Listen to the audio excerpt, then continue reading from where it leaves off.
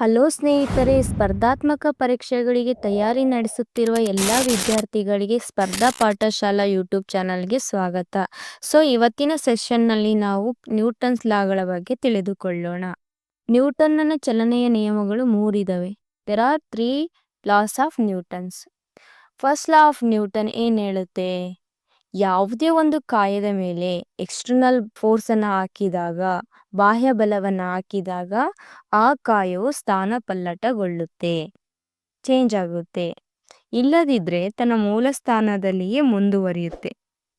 ಯಾವುದೇ ಒಂದು ಕಾಯವು ತನ್ನ ಮೂಲ ಸ್ಥಾನದಲ್ಲಿಯೇ ಕೊನೆಗೊಂಡು ಮತ್ತೆ ಮುಂದುವರೆದ್ರೆ ಅದನ್ನು ನಾವು ಜಡತ್ವ ಅಥವಾ ಇನರ್ಷಿಯಾ ಅಂತ ಕರಿತೀವಿ. ಕಾಯವು ಚಲನೆಯಲ್ಲಿದ್ದಾಗ ಅದರ ಮೇಲೆ ನಾವು ಎಕ್ಸ್ಟರ್ನಲ್ ಫೋರ್ಸನ್ನು ಹಾಕಿದಾಗ ಆ ಕಾಯದ ಚಲನೆಯ ವೇಗದಲ್ಲಿ ಬದಲಾವಣೆ ಕಂಡುಬರುತ್ತೆ. ಇಲ್ಲದಿದ್ದರೆ ತನ್ನ ಮೂಲ ಸ್ಥಾನದ ನಂತರ ಚಲನೆಯನ್ನು ಮುಂದುವರಿಸುತ್ತೆ. ಇದು ಫಸ್ಟ್ ಲಾ ಆಫ್ ನ್ಯೂಟನ್ ಹೇಳುತ್ತೆ. ಈ ಫಸ್ಟ್ ಲಾ ಆಫ್ ನ್ಯೂಟನ್ನ ನಾವು ಗೆಲಿಲಿಯ ಲಾ ಆಫ್ ಇನರ್ಷಿಯಾ ಅಂತಲೂ ಕರಿತೀವಿ. ಚಲನೆಯ ಸ್ಥಿತಿಯನ್ನು ಬದಲಾಯಿಸುವ ಪ್ರತಿರೋಧವು ವಸ್ತುಗಳ ದ್ರವ್ಯರಾಶಿಯನ್ನು ಅವಲಂಬಿಸಿರುತ್ತೆ. ಅಂದರೆ the resistance to change the state of motion depends upon the mass of the object.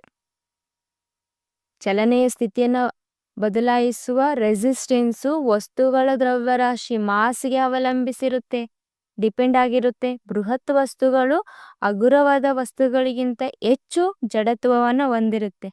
ಮೆಸ್ಸಿವ್ objects have more inertia than lighter ones. ಈ ಫಸ್ಟ್ ಲಾ ಆಫ್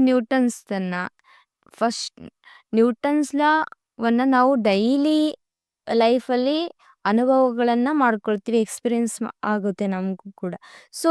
ಬಸ್ಸಿನಲ್ಲಿ ಚಲಿಸುವಾಗ ವಾಹನ ಸವಾರರು, ಡ್ರೈವರ್ಸ್ ತಕ್ಷಣ ಬ್ರೇಕ್ ಹಾಕಿದಾಗ ಪ್ರಯಾಣಿಕರು ಮುಂದಕ್ಕೆ ವಾಲ್ತಾರೆ. ಇದು ಯಾವ ನಿಯಮ? ನ್ಯೂಟನ್ನ ಫಸ್ಟ್ ನಿಯಮ ಆಗುತ್ತೆ.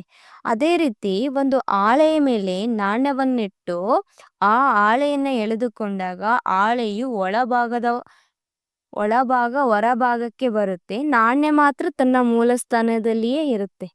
ಇದು first law of Newton's law ಹೇಳುತ್ತೆ.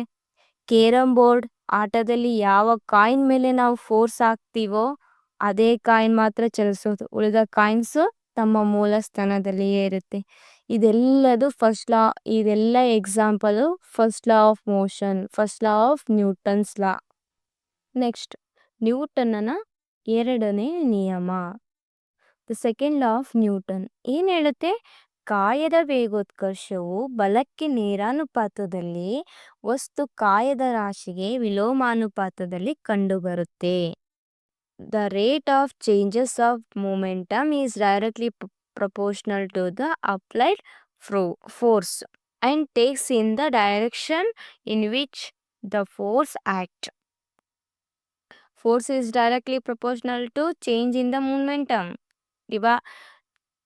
taken by time. Okay. Acceleration inversely proportional to mass. ವೇಗೋತ್ಕರ್ಷ ಮತ್ತು ರಾಶಿ ವಿಲೋಮಾನುಪಾತದಲ್ಲಿರುತ್ತೆ. ಅಂದರೆ ಒಂದು ವಸ್ತುವಿನ ತೂಕ ಕಡಿಮೆ ಇದ್ರೆ ಅದು ಬೇಗ ಚಲಿಸುತ್ತೆ, ಒಂದು ವಸ್ತುವಿನ ತೂಕ ಜಾಸ್ತಿ ಇದ್ರೆ ಅದು ಲೇಟಾಗಿ ಚಲಿಸುತ್ತೆ. ನಾವು ಡೈಲಿ ಲೈಫಲ್ಲಿ ಕೂಡ ನೋಡ್ಬೋದು.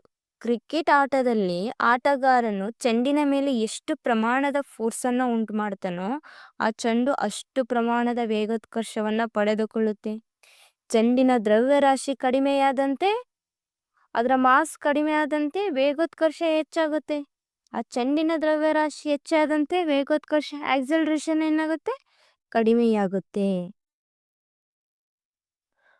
ಅದೇ ರೀತಿ ಇನ್ನೊಂದು ಎಕ್ಸಾಂಪಲ್ ನೋಡೋದಾದರೆ, ಒಂದು ಟೆನ್ನಿಸ್ ಬಾಲ್ ಮತ್ತು ಲೆದರ್ ಬಾಲನ್ನು ತೆಗೆದುಕೊಂಡಾಗ ಮೇಲಕ್ಕೆ ಎಸೆದು ಅವುಗಳ ಕೆಳಭಾಗಕ್ಕೆ ಬಂದ ನಂತರ ಟೆನ್ನಿಸ್ ಬಾಲ್ಗಿಂತಲೂ ಲೆದರ್ ಬಾಲ್ ಕೈಗಳ ಮೇಲೆ ಹೆಚ್ಚು ಬಲವನ್ನು ಉಂಟು ಮಾಡುತ್ತೆ.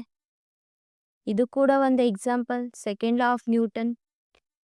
ನೆಕ್ಸ್ಟ್, ಒಬ್ಬ ವ್ಯಕ್ತಿಯ ಮೇಲೆ ಗುಂಡನ್ನು ಹಾರಿಸುವಾಗ ಗುಂಡಿನ ದ್ರವ್ಯರಾಶಿ ಕಡಿಮೆ ಇರುವುದರಿಂದ ಗುಂಡಿನ ಮಾಸ್, ದ್ರವ್ಯರಾಶಿ ಅಂದರೆ ಮಾಸ್, ಅದರ ಒಂದು ತೂಕ ಕಡಿಮೆ ಇರೋದ್ರಿಂದ ಅದು ಅತಿ ಹೆಚ್ಚು ವೇಗೋತ್ಕರ್ಷ, ಅತಿ ಹೆಚ್ಚು ಎಕ್ಸಲರೇಷನ್ ಅನ್ನ ಪಡೆದುಕೊಂಡು ವ್ಯಕ್ತಿಯ ದೇಹದ ಒಳಭಾಗದಲ್ಲಿ ಬೇಗ ಹೋಗುತ್ತೆ. ಇದೆಲ್ಲವುಗಳ ಎಕ್ಸಾಂಪಲು ಸೆಕೆಂಡ್ ಲಾ ಆಫ್ ನ್ಯೂಟನ್ನ ಎರಡನೇ ನಿಯಮಕ್ಕೆ ಉದಾಹರಣೆಗಳು ಅಂತ ಹೇಳ್ಬೋದು. ನೆಕ್ಸ್ಟ್ ನ್ಯೂಟನ್ನ ಮೂರನೆಯ ನಿಯಮ. ನ್ಯೂಟನ್ ಚಲನೆಯ ಮೂರನೇ ನಿಯಮ ಏನ್ ಹೇಳುತ್ತೆ? To every action there is always an opposite and equal reaction. ನಾವು ಇದನ್ನ ಚಿಕ್ಕವರಿಂದಾಗಿಂದ ಕೇಳ್ಕೊಂತ ಬಂದಿದ್ವಿ. ಯಾವುದೇ ಒಂದು ಕ್ರಿಯೆಗೆ ಸಮಾನವಾದ ಮತ್ತು ವಿರುದ್ಧವಾದ ಪ್ರತಿಕ್ರಿಯೆಯ ಬಲವನ್ನ ನಾವು ಈ ನ್ಯೂಟನ್ನ ಮೂರನೇ ನಿಯಮದಲ್ಲಿ ಕಂಡುಬರುತ್ತೆ. ಇದಕ್ಕೆ ಎಕ್ಸಾಂಪಲ್ ರಾಕೆಟ್ ಅಂತ ಹೇಳ್ಬೋದು. ರಾಕೆಟ್ ನ್ಯೂಟನ್ನ ಮೂರನೇ ನಿಯಮದ ಮೇಲೆ ಕಾರ್ಯನಿರ್ವಹಿಸುತ್ತೆ. ರಾಕೆಟ್ ಉಡಾವಣೆಯಲ್ಲಿ ಅದು ತನ್ನಲ್ಲಿರುವ ನಿಶ್ವಾಸ ಅನಿಲವನ್ನ ಹೊರ ಹಾಕುವುದ್ರ ಮೂಲಕ ರಾಕೆಟ್ ಮೇಲೆ ಹೋಗುತ್ತೆ. ಇನ್ನೊಂದು ಎಕ್ಸಾಂಪಲ್ ನಾವು ದಿನನಿತ್ಯದಲ್ಲಿ ಆಗುವಂತ ಅನುಭವದಲ್ಲಿ ಹೇಳೋದಾದ್ರೆ, ನೀರಿನಲ್ಲಿ ಈಜುವಾಗ ಈಜುಗಾರನು ನೀರನ್ನೇ ಎಷ್ಟು ಬಲದೊಂದಿಗೆ ಹಿಂದಕ್ಕೆ ತಳ್ತಾನೋ ದೇಹವು ಅಷ್ಟೇ ಬಲದೊಂದಿಗೆ ಮುಂದಕ್ಕೆ ಚಲಿಸುತ್ತೆ. ಇನ್ನೊಂದು ಎಕ್ಸಾಂಪಲ್ ಕೊಡೋದಾದ್ರೆ, ಬಲೂನಿನಲ್ಲಿ ಗಾಳಿಯನ್ನು ತುಂಬಿ ಅದನ್ನ ಒಮ್ಮೆಲೆ ಬಿಟ್ಟಾಗ, ಒಂದು ಸಲಕ್ಕೆ ಗಾಳಿಯನ್ನ ಬಿಟ್ಟಾಗ ಗಾಳಿಯನ್ನ ಹೊರ ಹಾಕುವುದರೊಂದಿಗೆ ಬಲೂನು ಮೇಲೆ ಹೋಗುತ್ತೆ.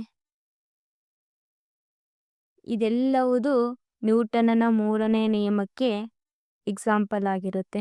ಸ್ನೇಹಿತರೆ, ಇವತ್ತಿನ ಸೆಷನ್ ನಲ್ಲಿ ನಾವು ನ್ಯೂಟನ್ಸ್ ಲಾಗಳ ಬಗ್ಗೆ ತಿಳ್ಕೊಂಡಿವಿ, ಅದರ ಅಪ್ಲಿಕೇಶನ್ಗಳ ಬಗ್ಗೆ ತಿಳ್ಕೊಂಡಿವಿ. ಇದ್ರ ಮೇಲೆ ಪಕ್ಕ 2 ಕ್ವಶನ್ ಬಂದೇ ಬರುತ್ತೆ ಎವ್ರಿ ಎಕ್ಸಾಮ್ಸ್. ಇದ್ರ ಬಗ್ಗೆ ಎಲ್ಲರೂ ಈ ಎಕ್ಸಾಂಪಲ್ಗಳ ಮೇಲೆ ಕಾನ್ಸಂಟ್ರೇಟ್ ಮಾಡಬೇಕು ಮೇನು.